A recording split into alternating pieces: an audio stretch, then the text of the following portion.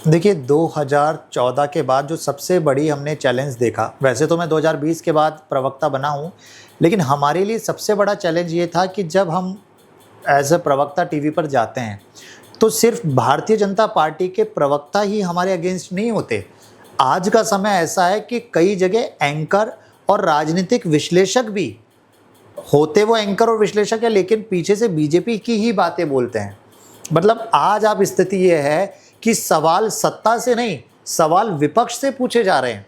तो वहाँ बड़ा चैलेंजिंग होता है हमारे लिए इन बातों को कहना। जैसे भी आपने कहा पंचायती राज चुनाव, आप ये देखिए कि संविधान से ये देश चलता है और संविधान में ये चीज़ लिखी है कि आपको हर 5 साल के अंदर चुनाव कराना अनिवार्य होगा। लेकिन राजस्थान प्रदेश में पिछले 1.5 साल से चुनाव ही नहीं हो रहे हैं।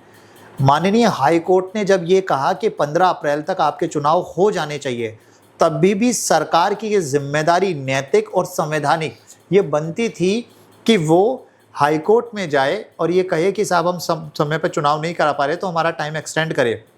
लेकिन कोर्ट में जाने से पहले ही इन्होंने ओबीसी आयोग का जो समय था वो समय बढ़ा दिया।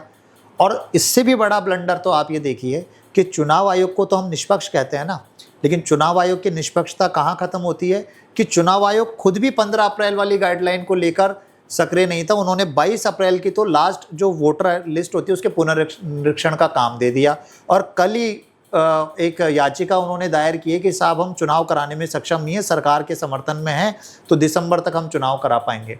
अब आप ये सोचिए कि इस तरह का जब माहौल होगा तो किस तरीके से क्या आवाज़ उठाई जाएगी। माननीय प्रदेश अध्यक्ष डोटासरा जी, टीकाराम जूली जी, गहलोत साहब, पायलट साहब, तमाम नेता बार बार इस चीज़ को कह रहे हैं कि लोकतंत्र की हत्या ना की जाए। टीवी डिबेट्स पे जब हम इन बातों को बोलते हैं तो एंकर सुनने को तैयार नहीं होता।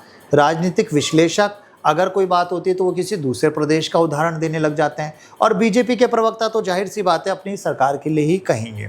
लेकिन मुझे ये लगता है कि जो लोकतंत्र का चौथा स्तंभ है मीडिया को उन चीज़ों को खुलकर सामने लाना पड़ता है, क्योंकि ये एक हमारी जिम्मेदारी है इस देश के प्रति, इस देश के नागरिकों के प्रति, कि जो चुनाव है और जो चीज़ें हैं वो होनी चाहिए। दूसरी चीज़ आपने कही कि आपकी सरकार में कुछ ऐसी चीज़ें हुई जिसकी आपको बात सुननी पड़ती है। तो देखिए कोई भी कार्यकाल होता है, कहीं ना कहीं किसी ना किसी सरकार की कोई गलती रहती है, लेकिन उस गलती की जिम्मेदारी भी तय होनी चाहिए। हमारी कोई गलती रही तो जनता ने हमें नहीं चुना, इन्होंने बड़े बड़े वादे किए तो भारतीय जनता पार्टी की सरकार बनाई। लेकिन आज आप देखिए ये वही भारतीय जनता पार्टी है जो पहले ये कहती थी कि साहब आरपीएससी के अंदर भंग होनी चाहिए। आज तक ये आरपीएससी को भंग नहीं कर पाए।